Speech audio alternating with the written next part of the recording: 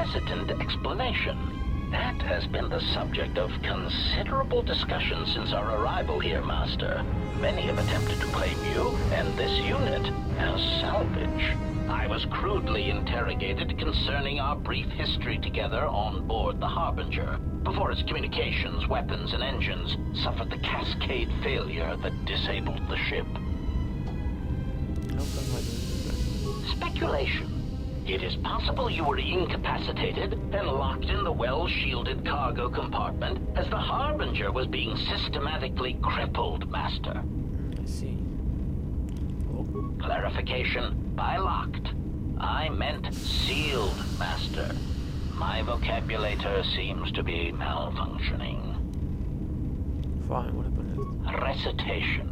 Following the unusual set of coincidences that led to the cascade failure in the Harbinger's systems, we were boarded by a small freighter with unknown ID codes.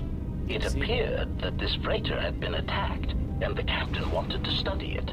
This freighter appeared to be still spaceworthy. Your cargo compartment was breached, and you were taken on board the freighter shortly before the Harbinger's systems began to go critical. I, too, managed to board the freighter before the Harbinger's destruction. We were most fortunate to have survived, Master.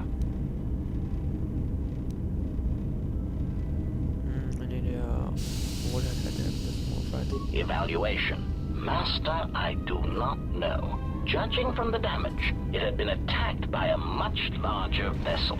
And when it attempted to escape the Harbinger with you on board, it was fired on again. Addendum. It does seem odd that such a small vessel has a high probability of attracting the attention of much larger vessels. Not a welcome trait in a freighter, to be sure. Let's see. What was this freighter that the Harbinger broke? Explanation. I believe it was a smuggler's vessel by the name of the Ebon Hawk. Speculation. As to its purpose, I do not know. Perhaps it was always its intention to play dead, then kidnap you off the Harbinger and rob me of my bounty. Bounty? Clarification. By bounty, I refer to your life, Master. It would pain me to see you damaged in any way. That is why the arrival of this Ebon Hawk caused me considerable distress. Why did the Ebon Hawk come here? Apology. My memory core cannot provide a clear answer on that point, Master. Suffice to say that once we arrived at this floating rock, our situation became much clearer. Also, Explanation. Despite my market value, Master, the miners were far more interested in you. It did not take long for me to ascertain the reason for this. While an HK protocol droid is a valuable piece of property, Jedi are worth much more in certain exclusive markets across the galaxy. Painful admission. I must confess to feelings of inferiority at the speculated difference between my value and the price for your capture.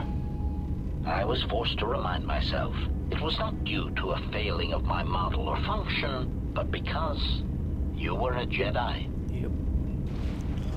How did they find out I was Jedi? Surprised answer. Why, I told them, Master. You are the exiled Jedi who served with Revan in the Mandalorian Wars, are you not?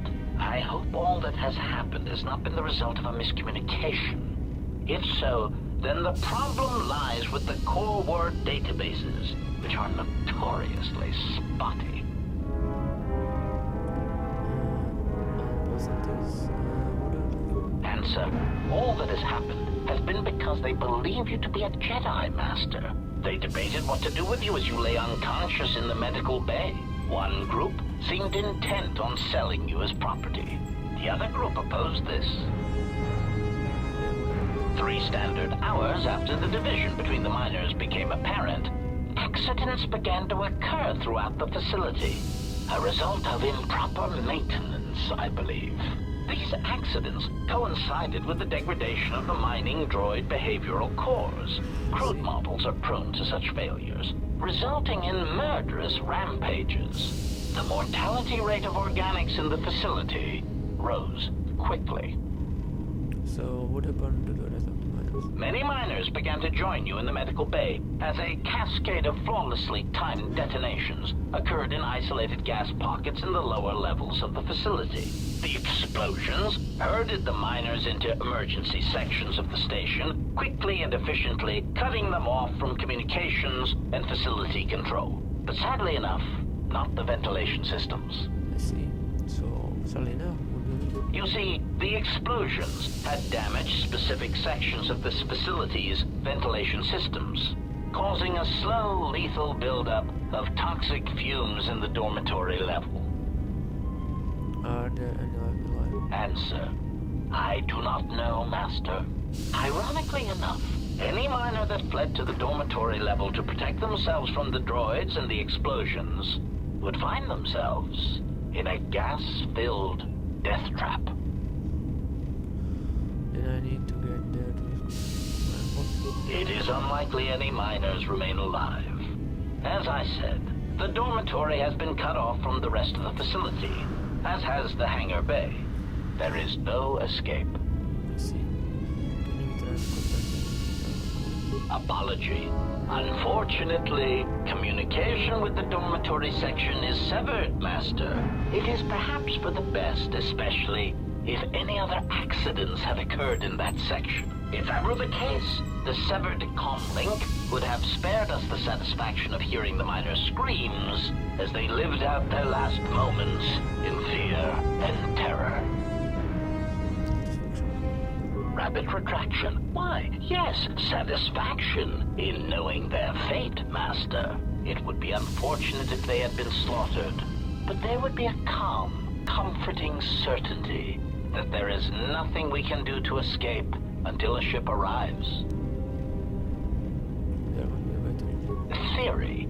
You could walk across the surface of the asteroid to the dormitory airlock, but such a route would be extremely hazardous, and I do not wish to see you damaged. I only want to go on these miners. Morning. Master, continued exploration of this facility may place you in unnecessary danger. I encourage you to return to the medical bay and wait for retrieval from a vessel that is no doubt on the way, even as we continue this pointless conversation.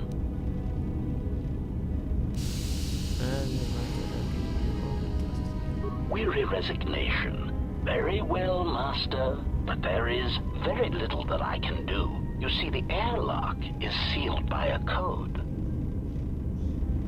Alright, so how do I use code? Correction.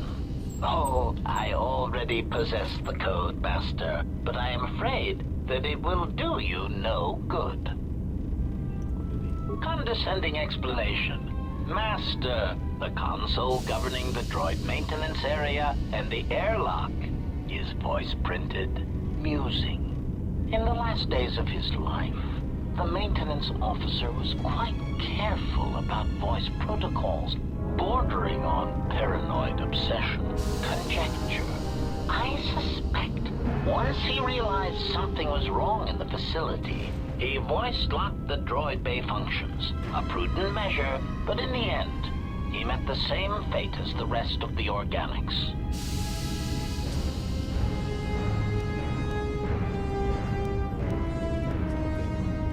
Condescending explanation. Oh, yes, Master. The code is Maintenance Control Voice Print ID R1B5. But unless the maintenance officer speaks the code, it is useless. Who is that? How can I get him to speak? Answer. Master, you cannot. You are trapped here just as I am.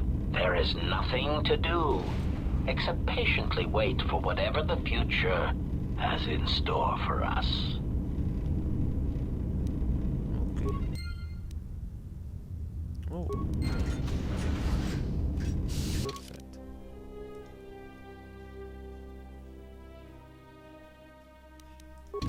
Let's see.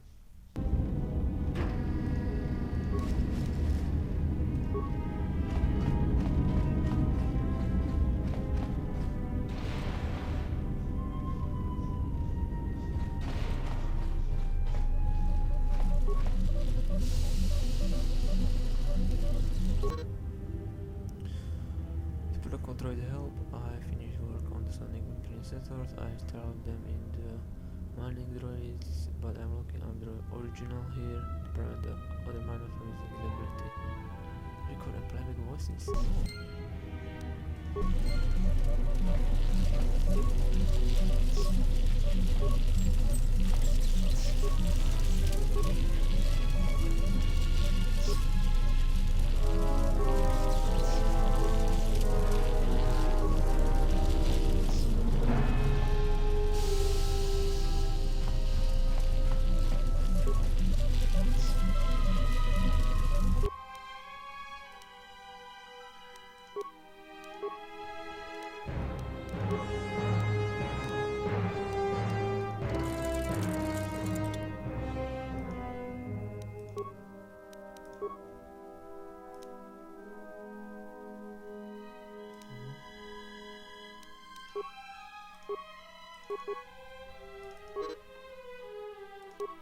Yeah, okay.